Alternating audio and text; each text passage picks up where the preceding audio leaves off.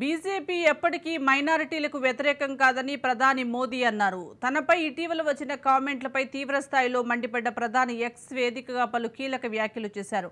భారత రాజ్యాంగ నిర్మాతలు అంబేద్కర్, నెహ్రూ కూడా మత ప్రాతిపదికన రిజర్వేషన్లు ఇవ్వకూడదనే వాళ్ల నిర్ణయాన్ని గుర్తు చేశారు. దాన్ని కాంగ్రెస్ అతిక్రమించాలని అనుకుంటున్న తీరును బయటపెట్టకుండా నా బాధ్యత అని ప్రధాని మోడీ అన్నారు.